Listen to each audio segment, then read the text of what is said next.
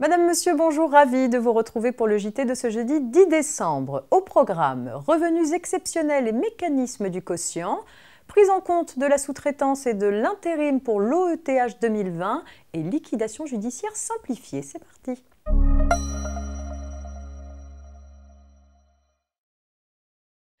En cas de perception de revenus exceptionnels, le mécanisme du quotient permet d'atténuer la progressivité de l'impôt. Il s'applique aux revenus qui ne sont pas susceptibles d'être recueillis annuellement, comme par exemple en cas de cession importante de valeurs mobilières.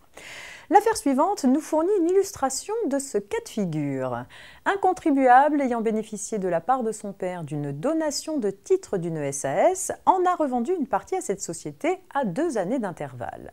L'administration lui refuse l'application du mécanisme du quotient au titre de la plus-value réalisée. Elle prétend qu'une nouvelle opération de rachat d'actions étant amenée à se reproduire pour les titres restants, la plus-value dégagée à cette occasion devait être considérée comme un revenu susceptible d'être recueilli annuellement.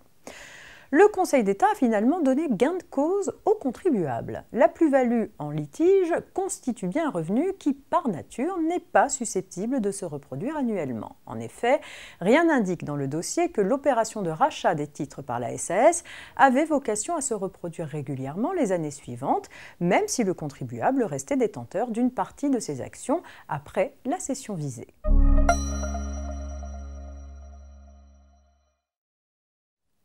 Un point à présent sur l'OETH 2020. L'OETH 2020 déclaré en 2021 sera la première déclaration établie sur la base de la réforme initiée par la loi Avenir Professionnel et déclarée via la DSN. Pour l'OETH 2020, les entreprises peuvent continuer à se prévaloir des contrats de fourniture, de sous-traitance ou de prestation de services passés avec des entreprises adaptées, des ESAT ou des travailleurs indépendants handicapés. Sont aussi pris en compte les contrats conclus avec des entreprises de portage salarial lorsque le salarié porté est bénéficiaire de l'obligation d'emploi. À partir de l'OETH 2020, ces contrats sont valorisés sous la forme d'une déduction de la contribution AGFIP quand elle est due. Un arrêté a fixé les modèles d'attestation que doivent fournir les entreprises adaptées, les ESAT, les travailleurs indépendants handicapés et les entreprises de portage salarial à leurs clients avant le 31 janvier de l'année suivant celle de l'OETH pour que ceux-ci puissent connaître le montant à déduire de leur contribution AGFIP.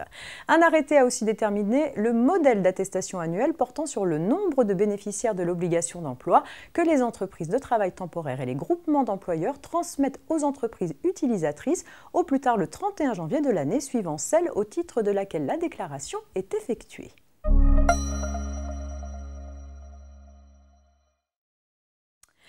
Vie des affaires pour terminer. Vous le savez, diverses mesures ont été prises au printemps dernier pour adapter les règles relatives aux entreprises en difficulté au contexte de la crise sanitaire. Une ordonnance du 20 mai 2020 prévoyait notamment un recours beaucoup plus fréquent à la procédure de liquidation judiciaire simplifiée. Permettant une liquidation accélérée, cette procédure s'impose pour les entreprises ne possédant pas d'immeuble, comptant 5 salariés au plus et dont le chiffre d'affaires ne dépasse pas 750 000 €.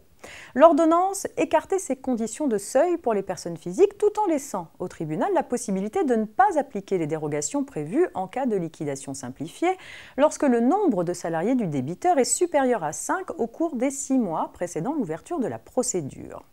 Prévue pour être temporaire, cette mesure devait prendre fin au plus tard le 17 juillet 2021. Le législateur la prolonge d'ores et déjà jusqu'au 31 décembre 2021. C'est la fin de ce JT disponible dès à présent sur notre plateforme de podcast rfp.fr. Excellente journée et rendez-vous demain, vendredi.